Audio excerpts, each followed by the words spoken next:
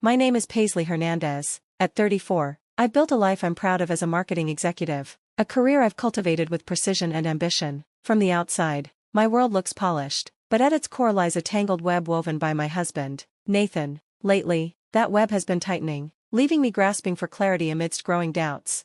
It began innocuously. Nathan, once a model of punctuality, started coming home late with stories of relentless work deadlines. In my line of work, I know the rhythms of corporate life, the whispers between the lines of truth and fiction. His alibis grew thinner with each telling, the threads of their credibility unraveling. Then came the phone calls, taken in hushed tones, cloaked in secrecy. When I questioned him, he would laugh it off or feign confusion, an unconvincing performance that only deepened my unease. The tipping point came one evening when I overheard fragments of a conversation. Susan. The plan? Paisley won't know. Susan, his sister, sharp-tongued and sharper-eyed, had always unsettled me. Her veiled disdain and cold smiles lingered like a shadow in every family interaction. Now, it seemed, her disdain might have turned into something far more dangerous.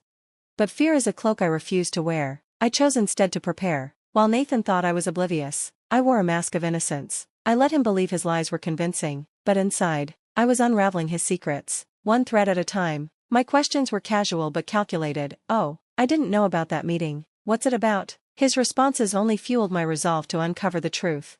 Our history wasn't always shadowed by mistrust. When we met at a company mixer, his easy charm and humor were a counterpoint to my driven nature. Those early days were a whirlwind of laughter, late-night conversations, and shared dreams. But as my career soared, his stagnated, and resentment began to fester. The man who once supported me seemed to resent my success, his warmth replaced by a simmering anger that now felt like a stranger's touch.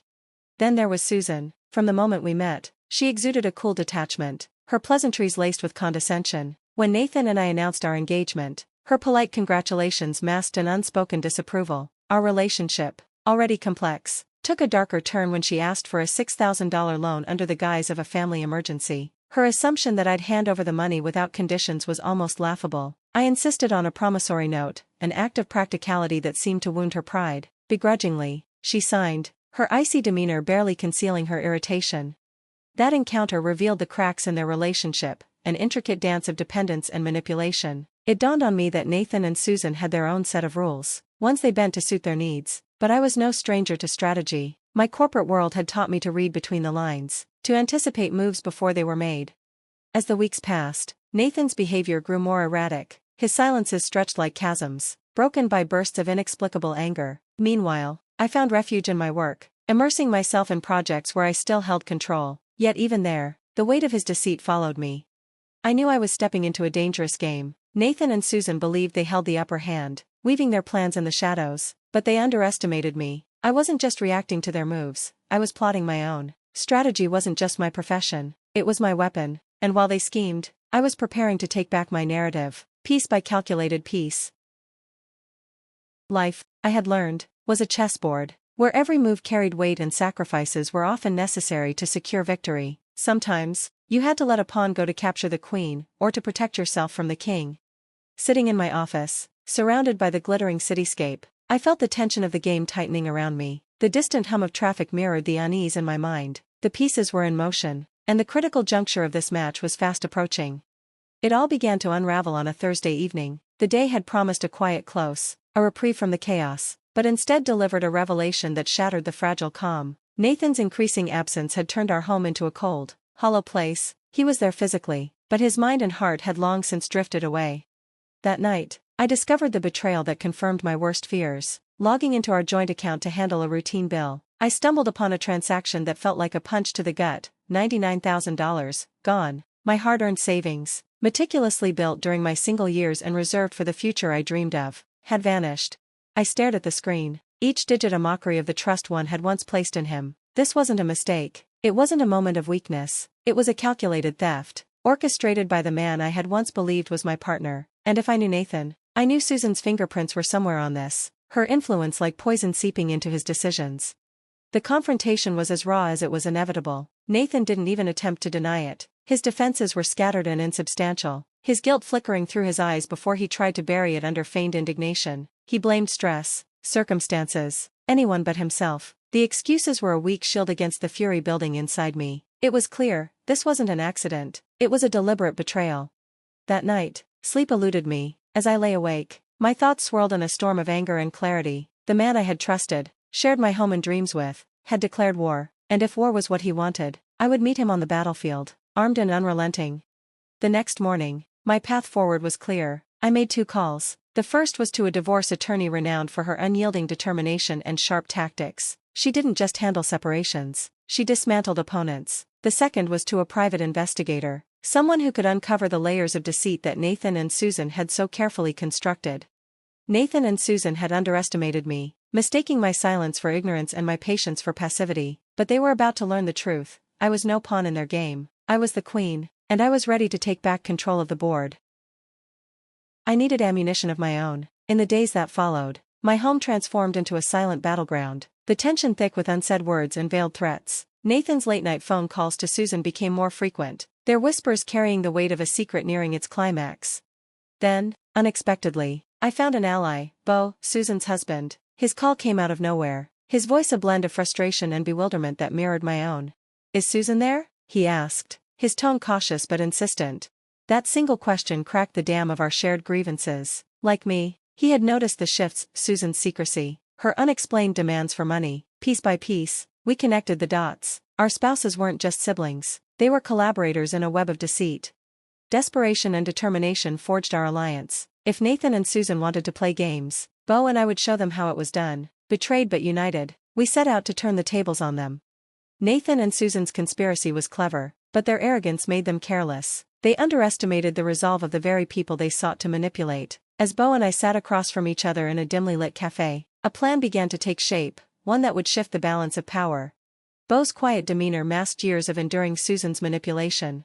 His story mirrored mine, a relationship worn thin by lies and betrayals.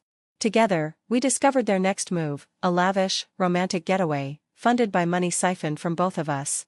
The thought of them reveling in luxury at our expense was fuel for our plan. Our strategy was simple but bold: let them go on the trip, but cut them off at their peak. Stranded and penniless, they would be forced to confront their actions. To set the trap, I swapped Nathan's credit card with an expired gym membership card, slipping it back into his wallet unnoticed. Meanwhile, Beau worked to freeze their travel funds at the perfect moment. As the departure day loomed, I watched Nathan pack, feigning indifference. He was buzzing with excitement, oblivious to the storm brewing just beneath the surface. "You'll miss me, won't you?" he teased, grinning smugly.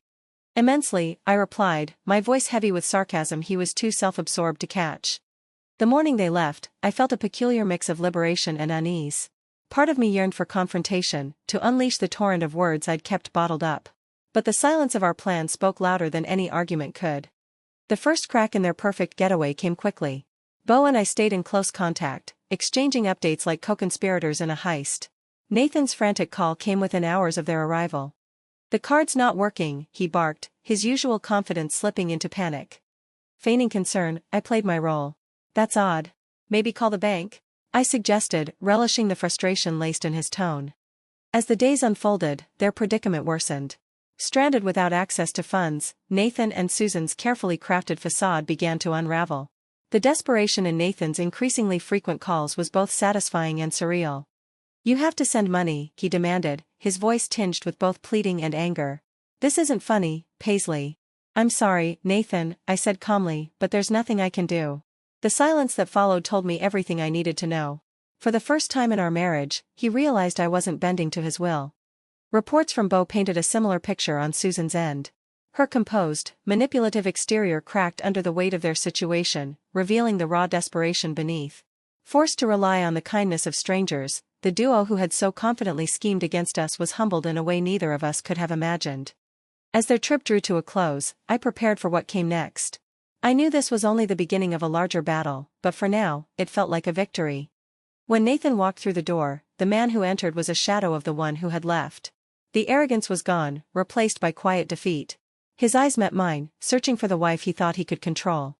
"Paisley," he started, his voice faltering. I let him hang in the silence, the weight of his choices settling between us. This wasn't over, but for the first time in years, I held the upper hand. I cut him off, my voice unwavering. "Save it, Nathan. I know everything." The silence that followed was thick with the weight of unspoken truths and shattered illusions. In that moment, it became clear that this wasn't just a victory, it was a liberation. The game was over, and I wasn't just walking away unscathed. I was stronger, freed from a life that had long ceased to be mine. The aftermath of Nathan and Susan's disastrous trip marked the beginning of a reckoning. The house, once filled with laughter and the warmth of love, now echoed with the cold, harsh truths of betrayal and deception. Nathan's return set off a cascade of confrontations, each more charged than the last. What had once been shared dreams and plans for a future now felt like battlegrounds, where words were weapons.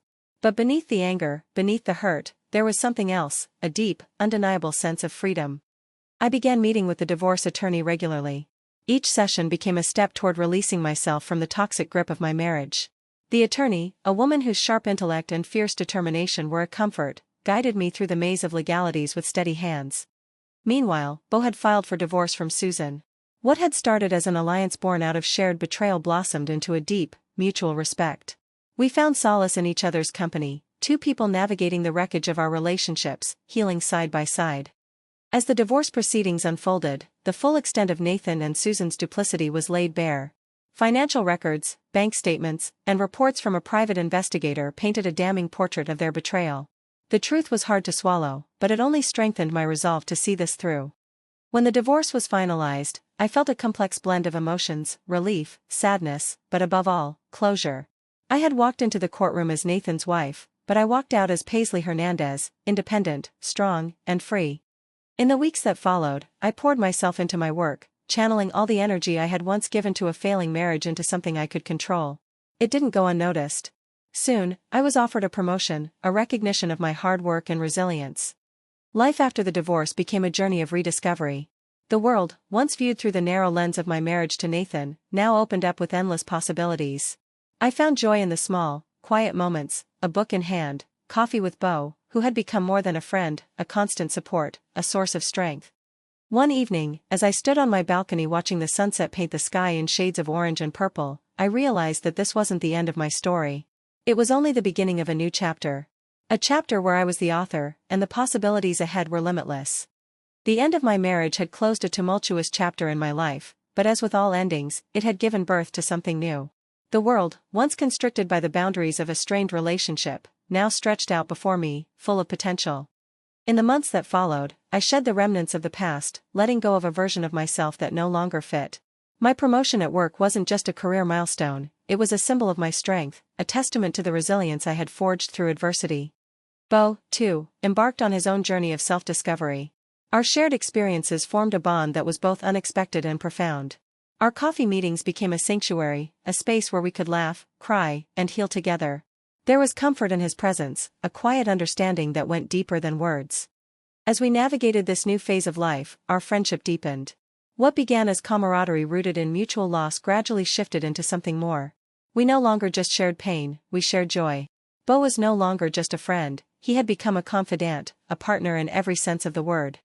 One evening, as we walked along the riverside, the city lights flickering on the water like stars, Beau stopped and turned to me, his face filled with a mixture of nervousness and sincerity. "Paisley," he said softly, his voice filled with emotion, "these months with you have been a journey I never expected, but I'm grateful for it every day. You've become so much more than a friend to me."